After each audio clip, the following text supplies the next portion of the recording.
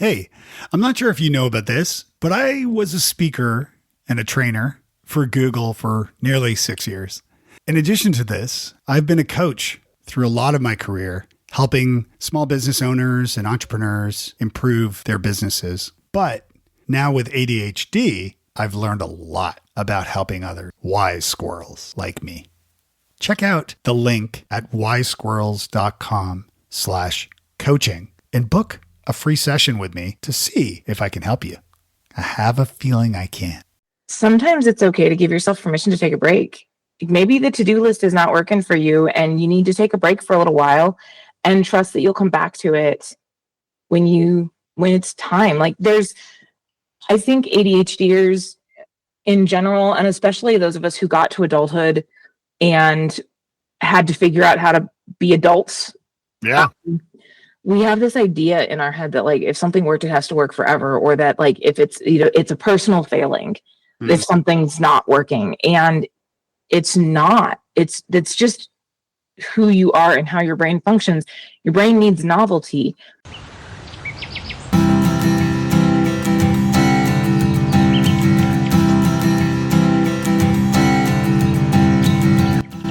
Welcome to Wise Squirrels, the podcast for late diagnosed adults with ADHD. I'm your host, Dave Delaney. This episode of Wise Squirrels is sponsored by our friends at Inflow. Inflow helps you manage your ADHD-related challenges. You learn evidence-based techniques to navigate daily challenges associated with your ADHD. And you can get a clear picture of how ADHD impacts your life with personalized insights by giving their free quiz a try. Visit wisesquirrels.com/inflow. You'll improve your self-awareness and you'll get a better understanding with Inflow's free quiz, which is more than a personality test. It helps members get to know themselves on a deeper level, and you can develop more confidence and deeper self-understanding. Give it a try today and let me know, as I said, what you think. I'm thrilled to have Inflow back as our sponsor on this episode, so visit wisesquirrels.com/inflow. And if you're interested in sponsoring future episodes of this little podcast, you can visit wisesquirrels.com/sponsor for details. Today, I'm excited to share my interview with Stephanie Scheller, a self-described brain nerd, which I love, who turned managing her own ADHD into a science-backed playbook for focus, learning, and memorable experiences. And she knows a lot about memorable experiences because she runs Grow Disrupt. This is an events company that designs every detail with the ADHD brain in mind. We're talking about lighting that calms instead of drains, room layouts that reduce sensory overload, even custom scents and coffee blends that help you stay alert and remember what you learn. I hope Stephanie invites me to come speak at one of her events in the future. Stephanie shares how she stumbled into this work during the interview today. She talks about why habit stacking really does help her, and the small environmental tweaks that can give your brain back its bandwidth at home or even in the office. So we also get into networking, a topic near and dear to my heart. I wrote a book about it called New Business Networking. So networking that doesn't feel gross, though. We talk about practical ways to keep novelty working for you, whether it's networking or anything else you're doing. So if you've ever wished your space and your schedule and your systems would finally cooperate with your brain, well, this episode's for you. So let's get into it with Stephanie Scheller of Grow Disrupt. I'm a nerd who studies the brain, particularly the ADHD brain, which I fell into trying to figure out how to, manage my own ADHD. Yeah. And then I figure, I look at all these academic studies and then I figure out, how do I use this information in real life? And we use that information to produce events. So we produce Grow Your Business, personal growth conferences for small business owners. But we build them based on the neuroscience of the ADHD brain. So everything from the lighting to the food we serve, the way the agendas are architected together. We have custom scents and custom coffee blends and custom music. all built around studies that have been done so that people can stay focused, they can remember what they learned about. And that is it, the high level nutshell. Yeah, that's awesome. That's awesome. Yeah. So when did you discover you have ADHD? Okay, so that's kind of a two-part story because I was in my mid-20s. I'd started a sales training business and I was doing very well with it. And I had a friend in one of my networking groups that we went out for coffee, and her whole business was like helping people get their diagnoses. And I joked at this coffee, I was like, yeah, you know, I should probably have you like test me for ADHD because I've always wondered. And she almost spit out her coffee laughing. And she goes, Stephanie, I have been watching you. I don't need a test. You are the test. Right. And I was like, oh. Yeah. What do I do with this? But the problem for me at that time was I graduated summa cum laude from, you know, my very small university. I held down jobs all the way through college. I was a top performer when I got my first official job. I then started and built a business from scratch in 5 months to replace my full-time income. I was running one of the largest sales training practices in Central. Like I had all these things, and so I'm kind of sitting there and I'm like, all right, like that's cool, great to have that. And I didn't really put any thought into it really until 2021, because 2020, our event business, we'd shifted, and the event business was really starting to get legs in like January of 2020, which was a really great time to be an event producer. Yes. As a speaker, I understand that too. Yeah, it was awesome. Yeah. But then at the end of 2020, we had doubled in size. And so in 2021, I was like, I was trying to figure out what did we do? Because not only were we still selling tickets, which was definitely a marketing thing, but like we had people actually showing up to events when they were scared to leave the house. And so I was trying to figure out, what did we do? What was it that was so special for people that they would show up to an event when they were like in this phase? And what happened, and I was actually laughing looking at some of your stuff, because you posted a video, and this was a little while, or an article about the misinformation on TikTok.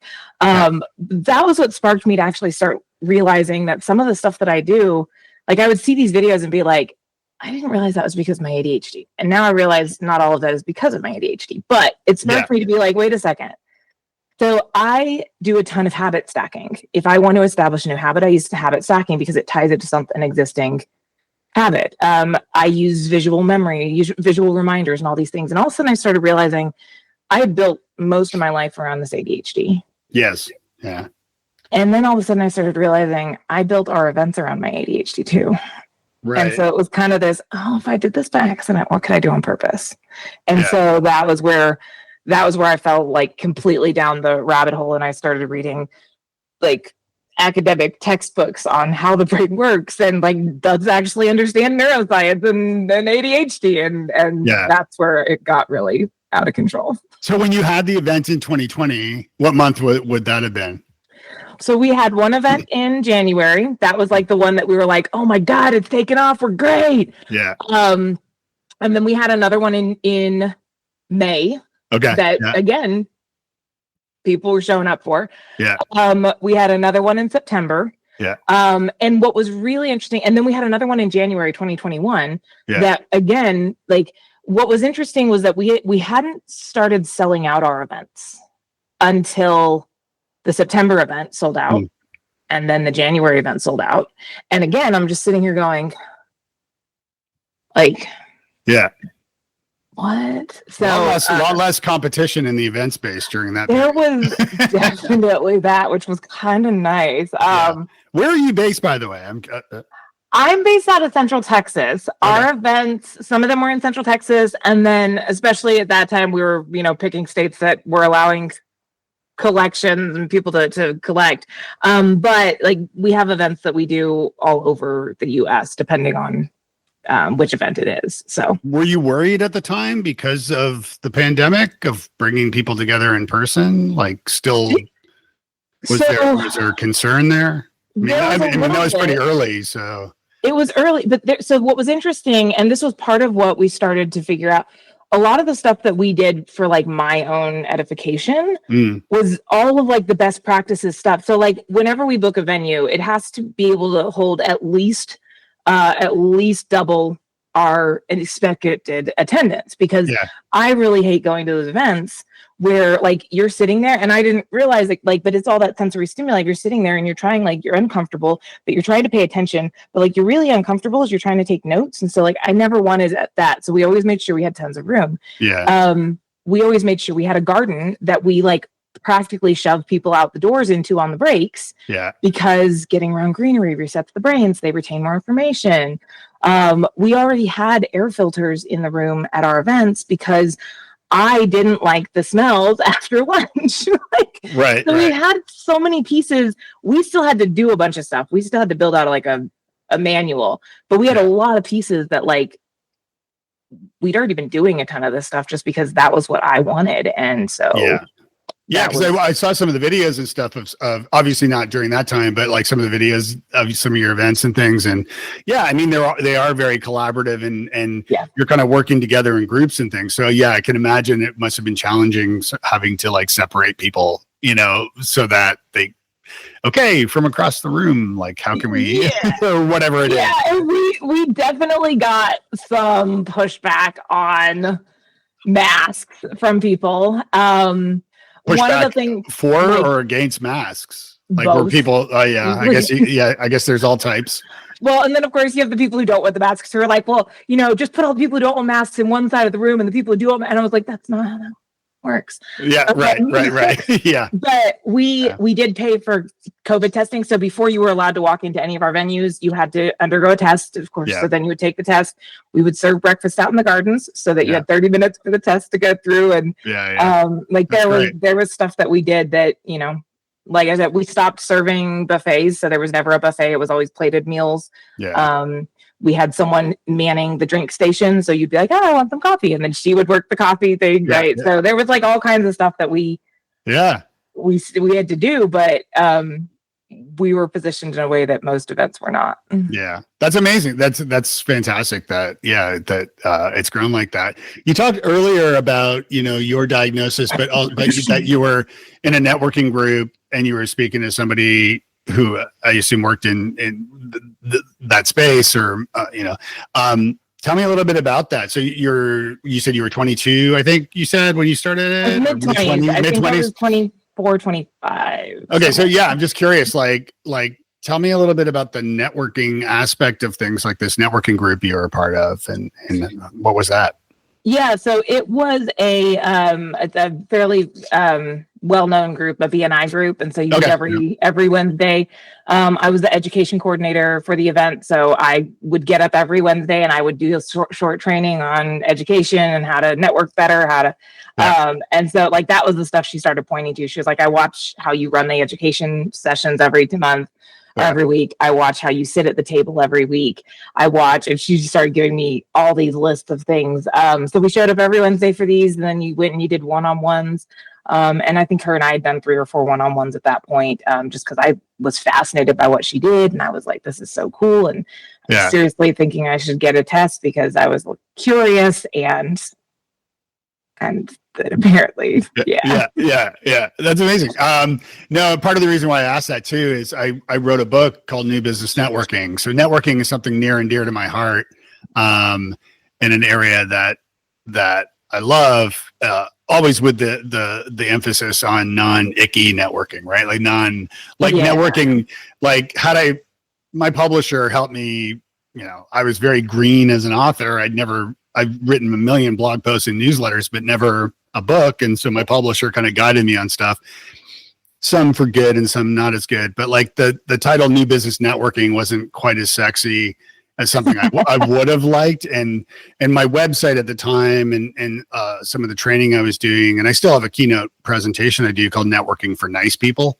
Nice. And so like I started, I wrote a lot around networking topics and things. So I'm always interested in that because I think there's so much value in connecting, especially these days too, connecting in person and meeting up and finding, not being the smartest person in the room so you can learn from others, but still finding ways to, I always call it kind of planting seeds, right? Finding ways to serve others in your network first and foremost, and introductions or advice or whatever it may be. So I've worked really hard. I don't tend to attend as many networking events anymore, especially as I've started to realize more of like what are the masking pieces that really drain me, and I don't. And so, but I do a lot of like work to do just networking through LinkedIn and connecting with people. And I always go in very clear. And when I do go to a networking event, I always use the same thing. I'm like, I'm not here to sell and I'm not here to be sold. I'm here to connect. Yeah. If I can help you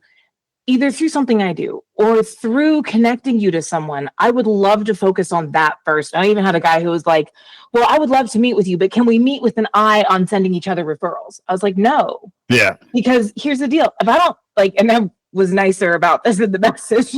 But I was basically like, if I don't know you and I don't like you, I'm not going to promise to send you referrals. No, of course not. Yeah. Yeah. Let's just talk first, right? I've been on LinkedIn now, I guess, probably since the very early days. So, because I'm kind of an early adopter in a lot of tech stuff. So I've been on LinkedIn probably. I know I passed 12 years, but it's probably like more like 14 at this point. And early on, it was the early days of social. So I would just accept connection requests just as I would accept following on Twitter and follow back and that kind of thing. And then learn that it's quality over quantity. Yeah. And one of the best ways people can use LinkedIn is and I was like a keynote speaker for LinkedIn for one of their conferences, right? Ooh. And I have a chapter of my book about using LinkedIn. So like I love LinkedIn to an extent. They should be paying me at this point, but whatever. Google actually did. They hired me for 6 years. But with LinkedIn, I find that. And they've screwed a few things up. They've screwed one major thing up, which is I've always said that when you send a connection request to always include a personal note and say, hey, Steph, it was great meeting you at conference X or the BNI event or whatever, I'd love to follow up, connect and have coffee. And you send a personal note, because otherwise you may not remember that person. And this is my case. So if somebody sends me a connection request and I don't know who they are, I have a process for that, but typically I don't accept the connection request right away, at least. Right. And now they've screwed it up where you can only do 3 a month with a personal note, unless you're paying for LinkedIn. And it's really a shame, because now, the more people you accept as connections and people that you don't necessarily know, the more it affects the quality of your network. Because for me personally, at this point, because I know most people that I'm connected with on LinkedIn to some extent, if you reached out to me and you said, hey, Dave, now we're connected on LinkedIn, you reach out to me, you say, hey, Dave, I see you're connected to so-and-so at company X, and I'm looking for an in there. I would love to connect with that person. Would you mind providing an introduction? I'm happy to do that. Right. But if you say, hey, can you connect me? I'm like, I can't, because I really don't know this person at all. Right? So anyway. Yeah, they've definitely made a very big push. And I know this real podcast will come out a little after we record it, but at least as of time of recording, I would say in the past 4 months, there's been a very big push towards getting people to pay for LinkedIn. And they're taking away a lot of the stuff that was really helpful to it. I do still really love LinkedIn, but I pay for the premium, because I want to be able to, when I send a connection request, I get people who connect with me all the time from events. Right? I spoke at this event, and so this person was like, oh my God, I want to connect that. I want to be able to note that, because when I go in to chat with someone, I don't want to have to sit there and, try and figure out, and let me go check the CRM real quick and see if I put any notes in here. And that turns too many steps. So yeah, I don't love that. I don't love the boosting posts thing that they've added for the person. There's a lot of things that I'm like, y'all are pushing a little. Yeah, I think the organic reach of a Facebook page now is 1.6%. So if you post something on a Facebook page, only 1.6% of the people that are following or like that page will even We'll see see that it, organically. So without boosting it or paying for it, that's last I heard. It might be better or worse now. I don't know. But yeah, it's a shame, but it's also a reason why I've always been like, this is something I've preached since the very beginning, which is and I learned the hard way, is don't build your network on borrowed land, on land that you don't own, right? Yep. Because if you do and something happens, it's gone. And what happened? It happened to me in 07 on Twitter. 08. I started it in 07. Now I wouldn't recommend Twitter to my worst enemy, but that's a different story. I was on Twitter and I had all these, friends, people that I would correspond with regularly, who I didn't even know their real names in some cases because they had like some random name as their Twitter profile. Sure. And one Friday I went to log into Twitter and it said, your account has been suspended due to suspicious activity. Yeah. And I wasn't doing anything sneaky, and it was obviously a mistake. And it took me several days, luckily, of using other platforms at the time, like Jaiku and Plurk and all these other competitors of Twitter that are long gone, to reach out to my network there to say, hey, who do we know at Twitter? We need to figure this out because I need to get my access back. Yep. And I use the analogy of like a quite dated analogy, so I apologize to the younger listener, but of somebody breaking in your house and stealing your address book or your Rolodex. Right. Like suddenly you don't have any information. You can't contact these people anymore. Yeah. And so I would always, probably with the premium LinkedIn, I would imagine you can probably back it up. I would hope, including those notes that you're taking on people. And I would encourage you and anyone else to make sure to back up your listener, your connections, once a month or once every couple of weeks, just in case, because LinkedIn could go down. They could think, oh, you're suspended for no reason, and even as a premium user. There's definitely, and one of the things that I was, especially like, for the, speaking to the ADHD side, right? Whenever we start thinking about adding in layers of complexity, like, okay, I got to start backing up my stuff all the time. Even if you only back it up once a quarter, because that's when you can remember to do it. Like, even that's better than never doing it, because it's going and I always recommend. Hey, it's Dr. George Sachs, co-founder of Inflow and proud sponsor of Wise Squirrels. If you're living with ADHD, you know it's not just about the focus. That's why we created Inflow. And our newest tool, Quinn AI, an empathetic ADHD micro coach. Together, they're designed by expert clinicians to help you understand your brain, build habits that actually stick, and feel less alone in the process. Take the free ADHD traits quiz at wisesquirrels.com/inflow to get started.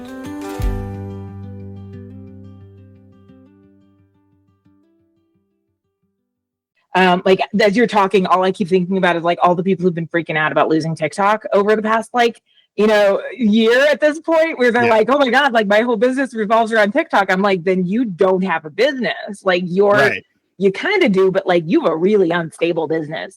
None of your stuff should rely on a single platform, especially something you don't own. I had to learn the hard way, even in your mailing list, you should be downloading and backing that up every so often as well, because 100%. We had an issue with a very popular emailing campaign where they just started deleting my contacts. They couldn't figure out why. I couldn't figure it out. Oh my God. Oh my God. I'm not joking. I lost almost 800 contacts. That's brutal. I was very, very angry. And so, like everything, even if you can only do it every so often, like that is still going to be better. Yeah. And you mentioned earlier a couple things. One about setting reminders, and that's something I live and die by. Yeah. So I'm constantly, talking to whomever, whatever app I use, or to set reminders as I think of them at certain dates. Or so you can easily set a reminder once a month or once a quarter, as you said, or whenever, to back up and download. Like I do it every month. My Substack newsletter subscribers who are awesome. I always export that list so that I have that email list. It's also like a password protected so that it doesn't get stolen or anything, because I'm very careful with privacy and people's contact information. But you mentioned something else, habit stacking. And Yes. I'd love for you to explain what that is for folks, because I think that is something that can really be helpful, and maybe to me as well. And I'm familiar with it, but we need to practice what we preach sometimes. And so I would love a refresher, and for folks who are unfamiliar. The other thing I always tell people every single time I talk to someone, I always tell people, remember that your experience with ADHD is your experience. Like, everyone has a different lived experience based on your background, based on, the extent of how far, and if you have coexisting, diagnoses. So what I always encourage people to remember is, one, habit stacking has been a game changer, lifesaver for me. But just because, and I'll walk you through how I do it, but I recommend trying it. And if you need to tweak it to find the way it works for you, tweak it to find the way it works for you. And if you try it a few times and it's not working, don't beat yourself up over it, because everyone's going to have different things they respond to. So all that said, habit stacking is the idea that if you have a new habit you want to create, you tie it to an existing habit. So we all have existing habits, some things that we do that we've gotten on autopilot almost, or that we like brushing our teeth. Most of us don't need a reminder to brush our teeth in the morning. A lot of times it's because it's tied to something else that we've turned into a habit, right? So the idea of habit stacking is that if you have a habit that already exists, then tie a new habit to that. Now, the caveat I always give people here is the new habit has to be tied to a habit of existing effort, right? Or equal effort. So for example, saying that you are going to go to the gym every evening after you finish eating dinner, because you could eat dinner every day because that's a habit. Those two things are not equivalent in effort, right? That's probably not going to stick. But if you say, okay, every time I go upstairs, I'm going to do 5 squats. Right? It's not a lot of effort to go up the stairs. It's not a ton of effort to do 5 squats. That's something you can start to tie together. Now, for me personally, something like that, I need a visual reminder, because I will go up the stairs and then be like, I forgot, right? And you only get to do that so many times before your brain goes, oh, these two habits aren't stacked. So I would put like either, a little sticky note of a guy doing squats, like right on the stairs. And I would usually do like a sticky note so I can move it up the stairs. Right? Oh, wow. Yeah, that's great. Because otherwise change blindness kicks in. And so now I see the sticky note, I don't see the sticky note. The example I use all the time for people is I tied, I'm really, really bad at drinking water. Like I am not, it's on the weekends, I get dehydrated. We've learned this, and we've learned so what I had to do was I tied going downstairs, my office is upstairs, to taking my tumbler and refilling the water. And so every single time I go downstairs, I have to have my tumbler and I have to refill it, which means it has to be empty. So half the time, as I'm getting ready to go downstairs, I'll stop, I'll come back here, grab my tumbler. Half the time it's still mostly full, and I'll end up drinking it as I go downstairs, as I refill. Right. But the way I stacked that habit was I literally got I got a tumbler, and I got several tumblers so I could change them out so that they weren't always the same. And when I would come upstairs in the morning, I would just put the tumbler in front of the stairs. And that was and once that started to connect, now I start to go downstairs without my tumbler. My brain's like, oh my God, you forgot something. And I come running back. But like it's choosing an existing, doesn't take me any thought to go downstairs. And I'm going to go downstairs. Yeah. But if I need to drink more water, let's tie that to something I'm already going to do. Yeah. And that is habit stacking in its finest. And that's a great example. That's a great example. Yeah. I like that a lot, actually. It's a good one. And also just drinking water helps for all the obvious reasons too. I mean, I have a terrible back and a lot of back pain that comes and goes, but part of it's just being older, I guess. And so I need to stretch frequently. And so by drinking a lot of water, bio breaks come, right? So you've got to go pee. And so you have to get up to pee unless you have some weird setup. I do not. I don't either. Not you, but like anybody. Like Jared, but we're not going to dig into that one. Right.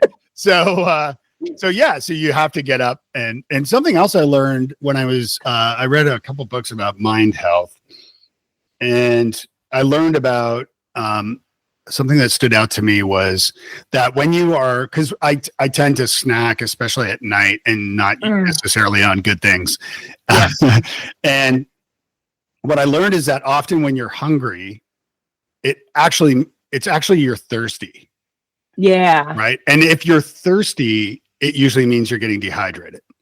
So if you're hungry, you're like, I could use something to eat. Instead, go get some water or coffee or whatever.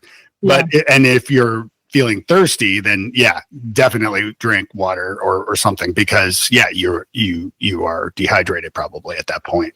Yeah. So like you tie that to, okay, so after dinner, if I'm hungry, my new rule is I have to drink a whole glass of water. And then if I'm still hungry 10 minutes later, then I can get a snack, right? That starts to make that shift. Like I was thinking your thing with like needing to stretch more. So if I were doing something like that, what I would probably do is say, okay, I'm going to tie stretching to my bathroom breaks. And what I'm going to do is I'm going to get a couple of visual reminders to put around my office. So when I stand up, like maybe I have these chirp wheels that are great for like you roll over them and it stretches your back. It's fantastic. I might get a couple of chirp wheels and put them in a really obnoxious place for a few weeks, like in the middle of the office. Yeah. So every time I leave, I'm like, I gotta stretch. I might get like one of those bars that go across the thing so that I have to, stretch up and that. So I would find a few visual reminders to start tying the two so that then I'm going to go to the bathroom probably. So I'm going to use this existing habit to create a new habit, and I'm going to do it by building in these visual reminders for myself. It's interesting, like I'm looking at my floor because in my office here I have a mat and I have the actual stretch instructions printed on paper right by the mat. And yet I don't do it. I wonder if you could move the stretch instructions around, like put them on the sink in the bathroom so that you have to move them to wash your hands. And so now it's like, and now you have to carry it back to your office. Yeah. So like, go put it and just have like a stack of them in the bathroom. So once you wash your hands, then you put a new one on, you carry that back in it. Like even something like that, we're finding that for me, that's a good idea. Super physical, right? That's why I need the visual reminders. I need something to hold on to with that. And putting things in my way has consistently been one of the best ways to tie something together. So the sticky notes on the stairs as I'm walking up that are moving, the tumbler that literally, blocks me, or that I did kick down the stairs many times. Yeah. Right. Yeah. But I think the visual reminders is a great idea. And also like it's almost like a tangible nagging. Yes. Like a self-nagging, right? Like it's not like your spouse or partner or friend or someone nagging you. No, it's like you nagging yourself like, hey, come on. Yeah. You need this. You need it. If you try one visual reminder that doesn't work, you can find it. That's the cool thing. You can find another. Like there's so many different ways you can play this one. So you can find the one that stands out for your brain. Like that's fantastic. Yeah, I just started walking again. I was I'm in Nashville, and and kind of a little out in the burbs a little, and but I was back in Toronto where I'm from for like about 10 days recently, and my mom was in the hospital, and it was like, I don't know, like a few miles between where I was staying and the hospital. So like last winter when I was back, I would just walk to the hospital every day, and it's in my old neighborhood where I grew up. So it's kind of cool to like walk around, but I was just like, I love being in a city and walking everywhere. That's walkable. Like, I always say that, like, I believe in like accidental exercise, right? Where like I used to ride my bike in Toronto, like 45 minutes in the morning to work and then 45 minutes home. And it was pleasurable to like ride and just the fresh air, watching all the gridlock traffic, going by.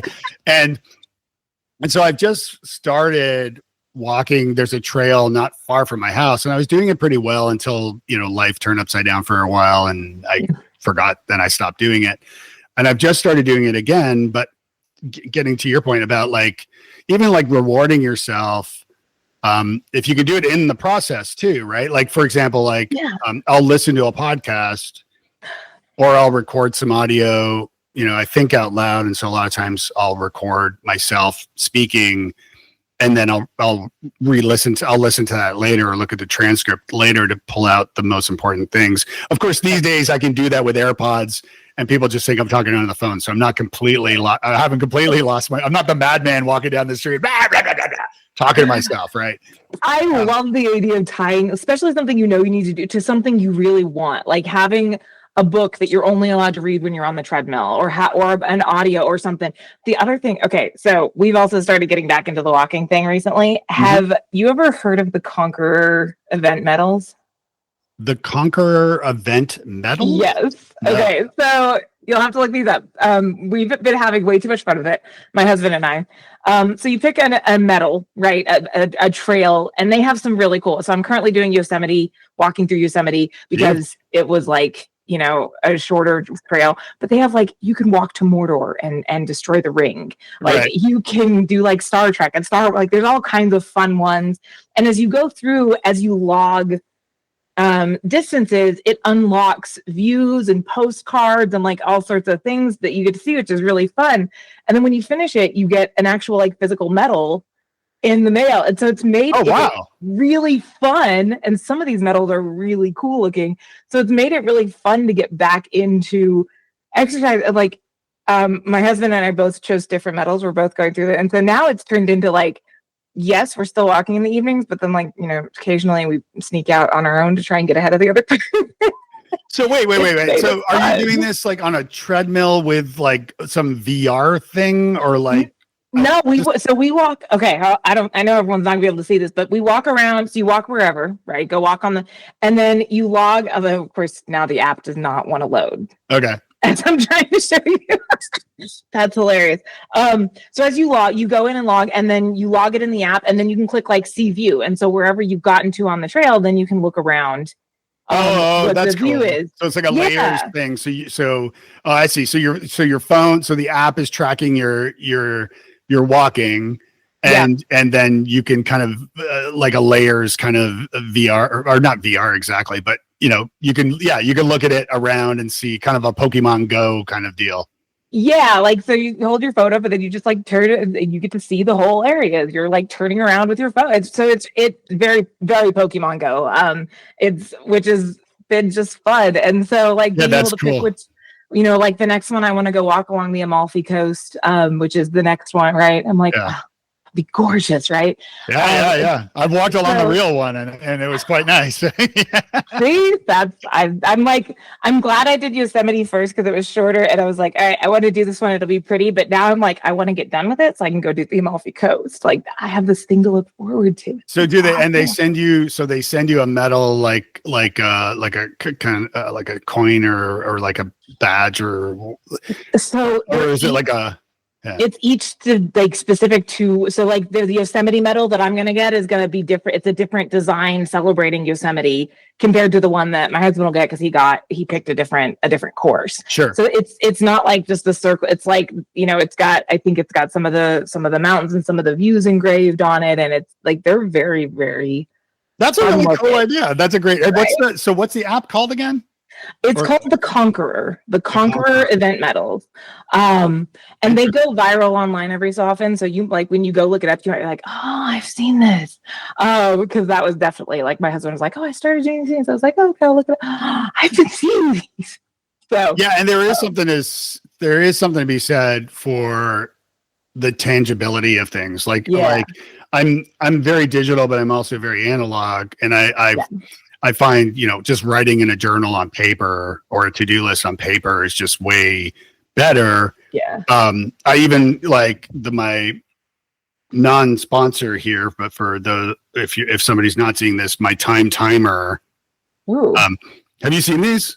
No. Oh wait, I see some of those right where it pulls the color out. Yeah. So you time it for an hour. So this is a visual timer, and they're actually originally made for children, and they still are. But with ADHD, if you're working on a task, let's say you're going for inbox 0 and you need to finish your emails and you have 30 minutes to do it, you'll have the timer on your desk, and as I look at one email and then I go down a rabbit hole because the email's about whatever, and I go and Google or ChatGPT or somewhere, and suddenly I get lost and distracted. I look back. I have this on my desk, so I look back and I'm like, oh crap!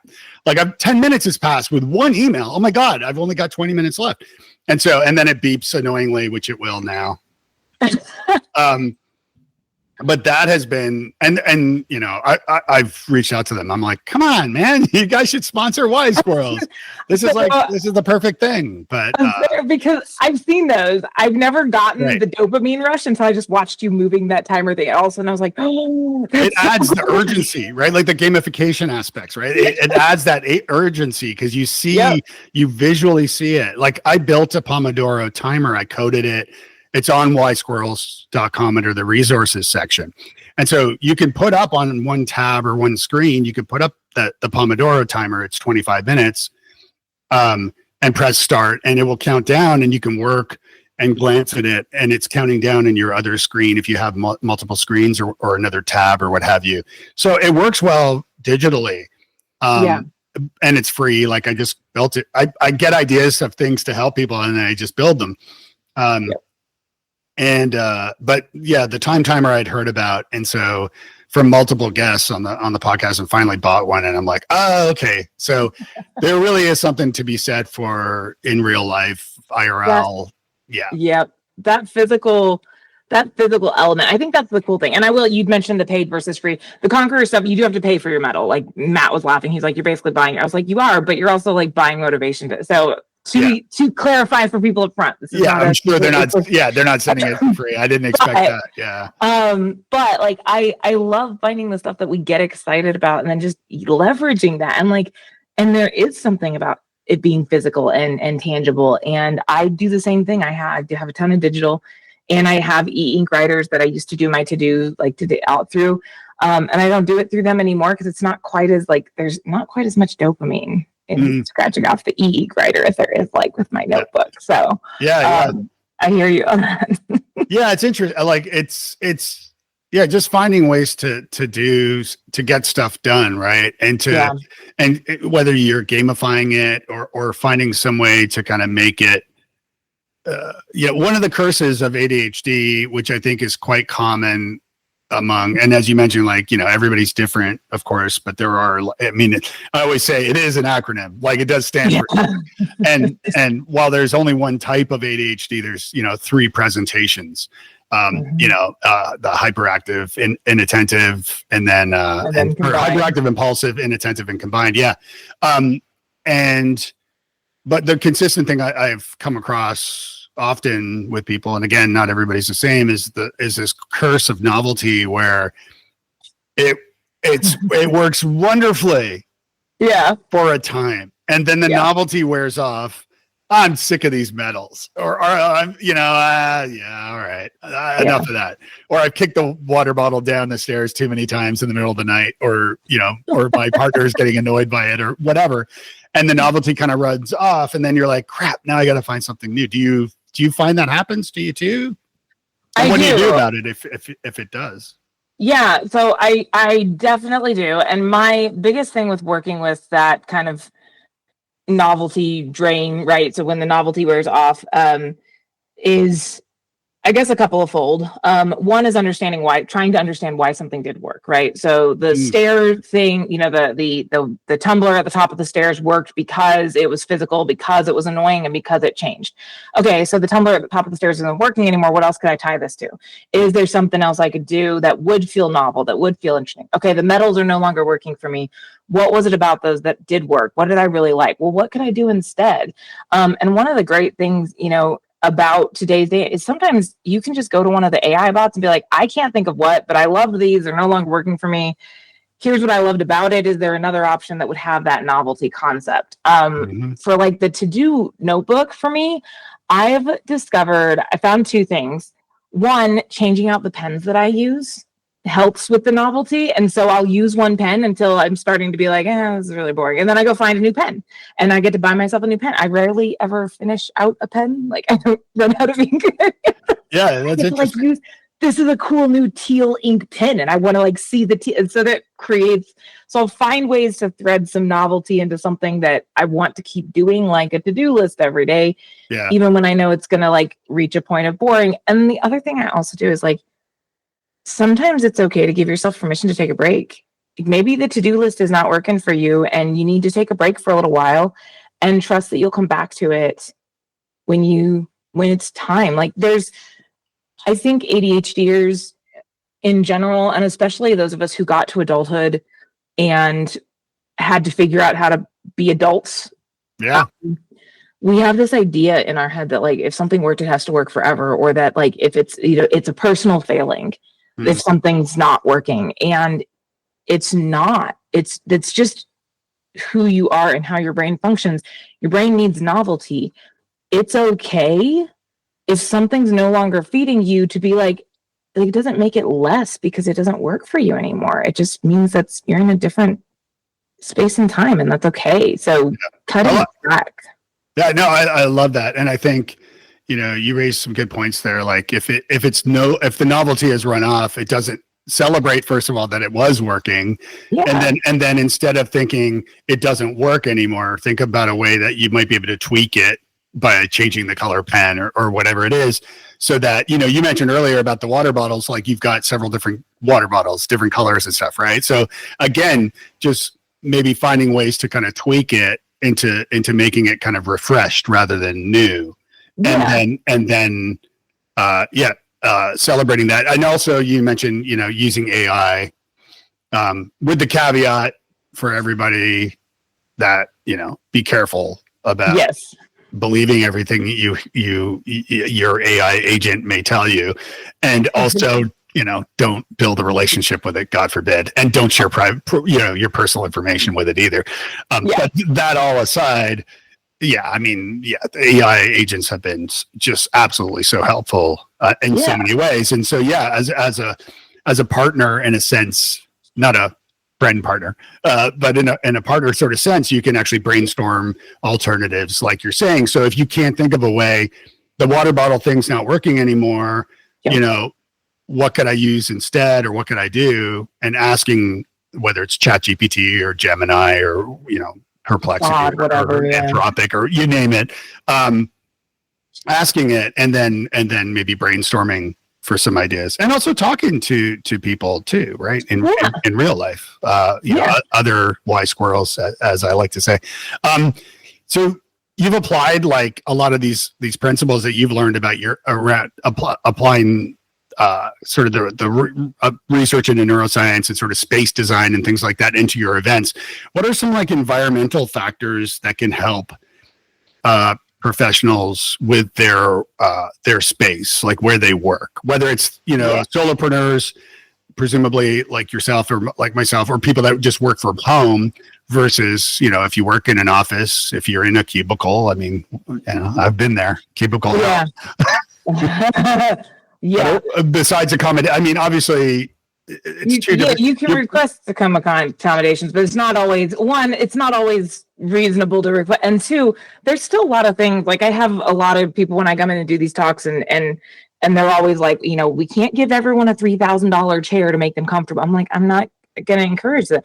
But what you could do is give them permission to have a stool at their desk if their legs are too short. Like, let them figure out how to work with the ergonomics. Some of these rules around cubicle requirements are insane, right? Like, if their desktop needs to be higher because they need that ergonomic support. And I always encourage people, do think in terms of ergonomics, because your brain eats a lot of glucose. It eats a lot of your resources. And if you're having those resources eaten up by your body trying to compensate because your chair is terrible, or because your computer screen's at the wrong level, or the lighting, we'll talk about so pay attention to your ergonomics. Look into is my keyboard at the right level? Is my mouse, I tell people all the time, I got this really stupid, weird looking mouse. Everyone gives me weird looks when they see my mouse. But it eliminates the you might have twist. The same one. Oh my gosh, do you have that's hilarious? See, it's so much more comfortable. If you're listening to this, it's I forget, it's a Logitech. I don't have my glasses on. It's like an MX something, right? You must not have the exact same brand. Mine's called MX Master 3 for Mac. I believe it's Logitech, but Either way, if you look up like a sideways mouse, y'all, like yeah. cool. So ergonomics is one of the first things I tell people to look at, because most of us have something in our office setup that's not working for us, whether it's the computer screen, the desk, the mouse, the keyboard, whatever, the chair. So ergonomics is one of the first things, because it's kind of like trying to go to work with the parking brake on. Like, it's draining your gas, whether you notice it or not. Same thing for clutter. And this one I know is really hard for ADHDers. Like, clutter gets everywhere. Stuff gets everywhere. What do you mean? My office is completely clean. Yeah, so is the version of my office you can see. But what happens is, like, throughout the week, stuff gets added, this gets done. I have paperwork right here that I have to send to my accountant, right? Like, all this stuff clutters up.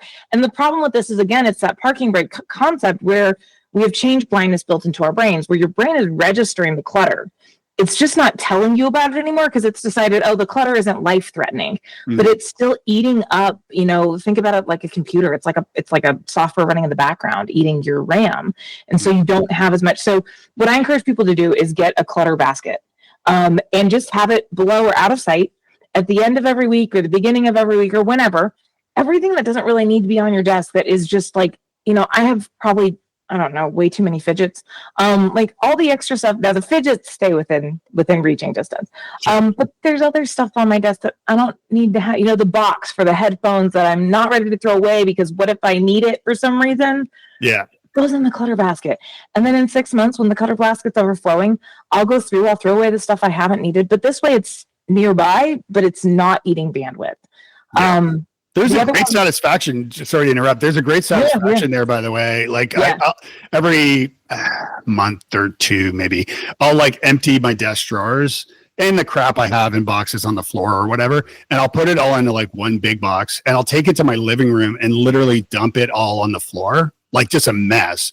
And then I'll put on a podcast or an audiobook or something in my headphones. And then I'll just start going through it all, and I'll just separate it in a garbage, recycling, keep it, whatever, right? Like, just 3 piles or 4, I can't remember. And then I'll just go through it. And there, and I'm listening to some comedy podcast or whatever I'm listening to. I'm entertained and I'm doing it. And then, nothing takes as long as it seems. So it doesn't take as long as you expect. And there is a great satisfaction in completing that task, and something that I'm going to remind myself to do this weekend. Well, and the other thing too is, especially if you've been eating up less bandwidth for months now, as you're like, then you have a little more capacity to be able to, I can, like, it makes a bigger difference than most people realize, is clear the clutter off the desk. I use I know, for sake of time, I want to talk about 2 more that are really, really helpful people don't think about. One is lighting. And lighting, again, if you're in a cubicle, you only have so much control of this, but there's a few things that are really important. One is, as much as possible, try to avoid overhead and direct light. Let your light diffuse. Either get diffusers over lights. If you're in a cubicle and you're allowed to, get a light that you can put some sort of diffusing shade over, and then angle it at like the cubicle wall so it diffuses. Shadows end up eating into, again, brain capacity, because every time that shadow hits, your brain's like some part of your brain pays attention, because that's how the brain is programmed, is to pay attention, because that shadow could be a saber-toothed tiger coming to eat you. It's not, but yeah. So those shadows tend to be really harsh on the brain. Again, it eats up capacity. I always talk about your space design being kind of like, for me, the super secret thing that I can do, that I set up once and then I don't have to think about again, because it's just there. I don't have to reset my lighting every single week. So as an ADHDer, that's great for me to be able to do something once and not mess with it. Yeah. So think about your lighting, eliminate overhead, try and eliminate like the really harsh blue backed tones, or if you can, avoid doing fluorescence, because that buzz will kill you. But like, even if you just get lighting, the lights in my office are all aimed at the walls, so that they're diffusing through the room. They're warmer colored lights to try and keep the room feeling a little more welcoming and calmer, because I tend to go into like basically tension spirals. And so thinking about your lighting, and that's usually able to be done cubicle or or your own space. And you can buy Really inexpensive. these Wi-Fi connected light bulbs that can change Yeah. color too. So you could actually, without too much difficulty, you can actually even program like your, Alexa or whatever it is to change the color of throughout the day based on the time of day to kind of match the sort of circadian rhythm kind of deal. I'm always like, I'm careful with that because, I always try to I'm not a scientist and I'm not a doctor, so I never pretend to, but I bought blue blocking glasses. Yep, Then I've learned that the scientists, it's not they don't necessarily even work much. And I learned this because ever since Andrew Huberman created his own, and sells them for hundreds of dollars, I just saw a video kind of basically sharing that it's BS. And actually he on earlier recordings of him, he talked about how a lot of these don't work. Yeah. And then he has his own now to cash in on, which is just like, oh God. It's kind of, but for me, for lighting personally, just sorry to interrupt, but for lighting personally, and I always like, having learned that I have ADHD at 50, I'm always and I joke sometimes, I want to talk to more neurotypical people. I mean, nobody's 100% neurotypical. It's all spectrum sort of, but then there's, obviously ADHD is ADHD, but I always want to speak to a neurotypical person. Is it don't these lights drive you crazy? Isn't it you too? Cause I think most people hate fluorescent lighting and all these light bulbs nowadays that are these bright LED daylight color that just drives me insane. Yeah. Okay, I'll shut up. Number 2. Okay. No. I'm almost rolling my eyes because you're so. And I walked into a room the other day, and this is what I talk about a lot for people. I walked into a room the other day, and I got dizzy in the room because the lights were buzzing and they were flickering. It was really bad. Yeah. And other people in the room were like, well, I mean, they're not great, but it's not that big a deal. And I'm we're just more sensitive to that stuff. That's how our brain works. And there's things about lighting too. I remember being in a McDonald's once years ago, and in the bathroom they had blue lights, and I'm like, what the hell?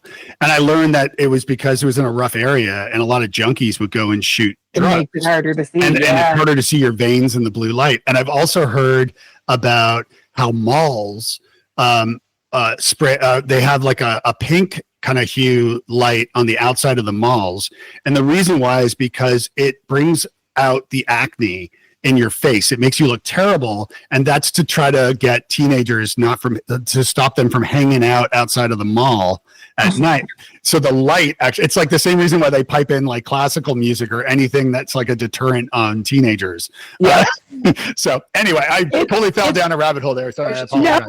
Okay, so this is the rabbit hole that I dive into because then I was okay, so what does lighting do? And I haven't talked about it, but different colors do different things to your brain. And so having stuff, there are ones you can get, like you said, that you can program to be hey, let's work with some warmer but brighter, more white colored ones, and then let's ease it into more yellows. Working with that, it does change focus points, how you're it has an impact on the brain more than people realize. And I usually try not to nerd out too deep on that stuff, but if you really want to get into it, anyone who's interested, I have a ton of these studies saved that are what does lighting, what does color, what does scent, because that's the one that no one ever thinks about. One of our biggest ones for space that we've learned to leverage is scent.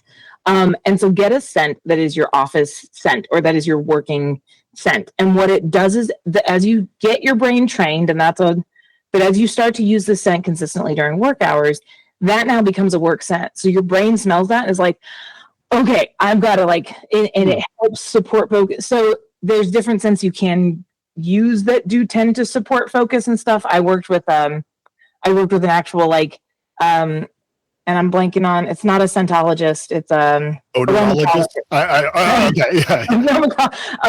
And he's one of the top ones in the nation. And I was here's what I want. And he thought I was nuts when I went to him, but I was we need to use these, it needs to have these types of scents in it, because this is what that does to the brain. But we created a scent just for our events that helps people stay focused. The other thing it does is scent also is very closely tied to memory. And so particularly if you have an activity, so I do a lot of fantasy writing too. Like I write fantasy books. I have certain scents that are only for writing fantasy books because it's tied to memory, because I've been able to use that scent when I really got into it with something. It moves me over to that. It starts sparking all those memories and pulling me into that space that's a interesting. lot quicker. So scent is something people don't think about that, again, can be a background piece. And again, you can get like really cool scent diffusers where you can be like, hey, so like, let's say you work from home like I do. From 8 a.m. to 4 o'clock in the afternoon, I want you to pipe this scent.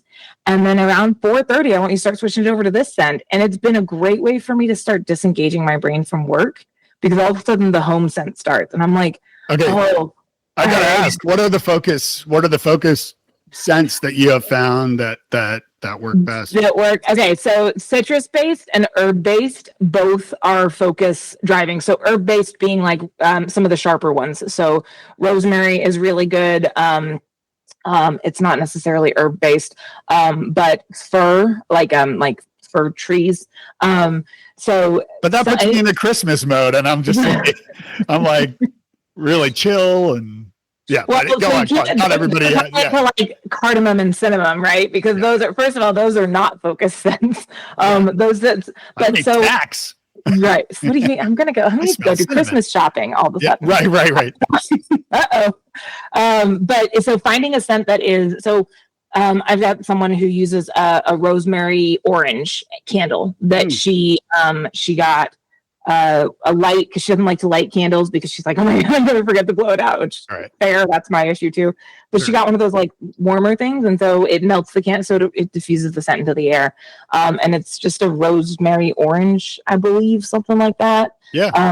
So primarily citrus and herb, finding some combination of those two helps with perking the brain up and helping it focus a little bit. That's amazing. That's a really great tip. And for anyone who's curious about this, and I don't have science or data, but I do know that, like, well, just as we were talking about lighting, I do know how I feel in certain lighting environments, and really even beyond the science, like you have to do what makes you feel best, right? Regardless of whether there's science backing it up or not, within reason, of course. And then with scents, like a friend of mine told me that,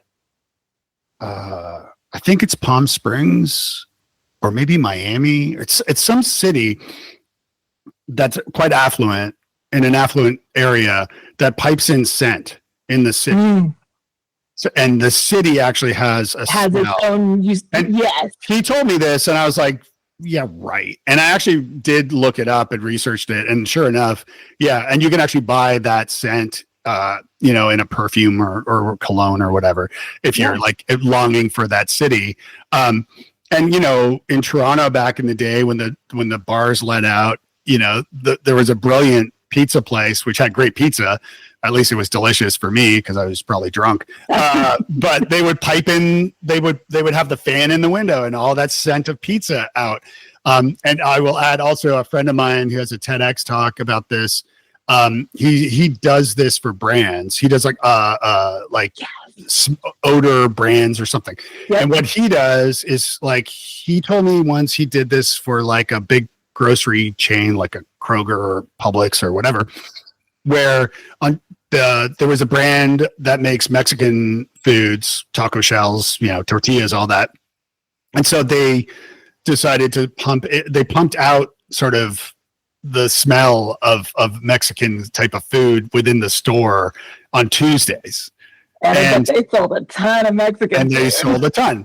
And that also, by the way, subconsciously, that also works with music too. So like, you put in like, mariachi music on the background, really quiet. It's like, we should do tacos tonight.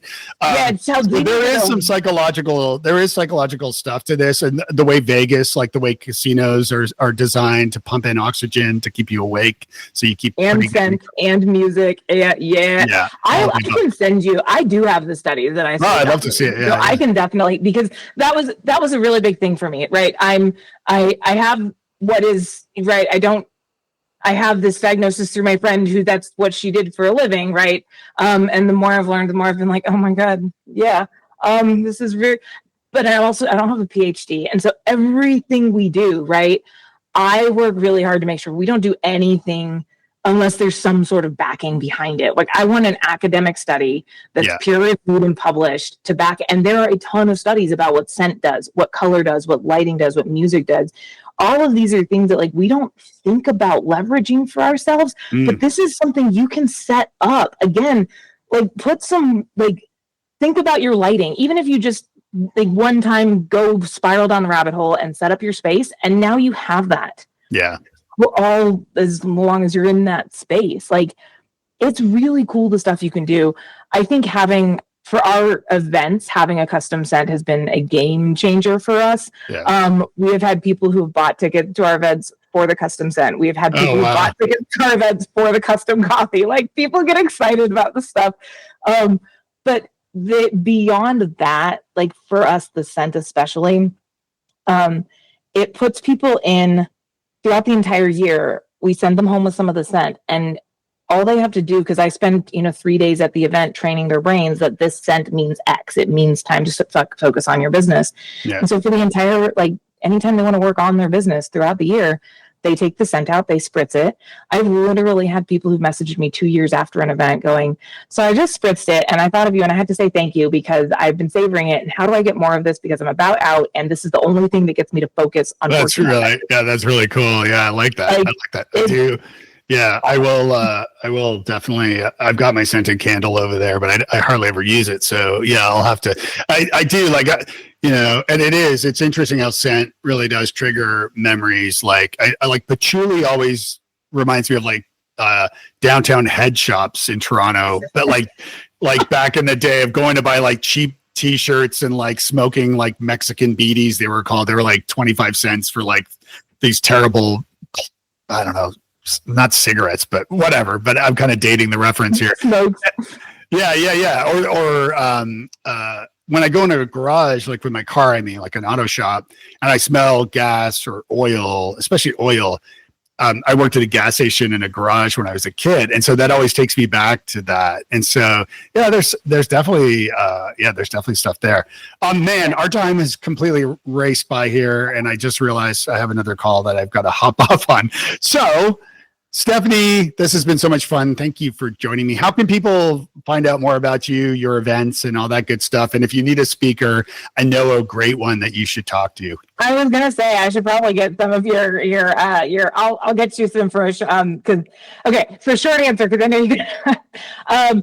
After we, half praised, half bashed on LinkedIn. I do spend far too much time on LinkedIn, so it's a great way to get in touch with me directly. The other thing I would encourage, like the Grow Disrupt website. So my company is Grow Disrupt, and one, if anyone's interested in all of the research studies, I never have a problem sending those out to people. They're not posted on the site, probably should at some point, but I'm happy to send those out. But if you fill out the contact form there and you're like, hey, heard stuff on Wise Squirrels, had questions, my team will get it to me within a day. And it's a really good way to actually get my attention because it comes in through the website and my team tells me to pay attention to it. So those are probably the best options. And that's growdisrupt.com? Yes, growdisrupt.com. Yep. Cool. Awesome. Well, this has been a pleasure. Thanks so much for joining me. This has been awesome. Same. I appreciate it. I'm excited for getting to connect with you in real time finally. And hopefully this will not be the last conversation we get to have. I feel like we probably have a few more areas we should discuss. Yeah, definitely. Yeah. And I want to come smell your scent. Don't tell your husband or my wife that I just said that, because that sounds really awkward. If that was the one moment she walked in and heard me, she'd be like, I was going to say that needs to be like the little caption for the whole podcast episode. Come for the speakers, stay for the scent. All right. This has been fun. We'll talk again soon. Thanks so much. That was great. Thanks, Dave. Yeah. All right. Thanks for tuning in to Wise Squirrels. Please make sure you follow the show so you never miss an episode. If you enjoyed the show, leave a review, please, and visit wisesquirrels.com/love for bonus content, audio comments that you can leave, membership information, free coaching, sponsorship details, booking information, and much more. Drop by wisesquirrels.com/love. Check out the link in the episode description below and explore now. Thanks again for listening.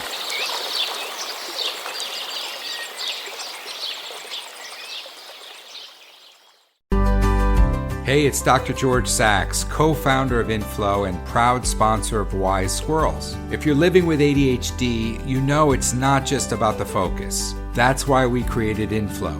And our newest tool, Quinn AI, an empathetic ADHD micro coach. Together, they're designed by expert clinicians to help you understand your brain, build habits that actually stick, and feel less alone in the process. Take the free ADHD traits quiz at wisesquirrels.com/inflow to get started.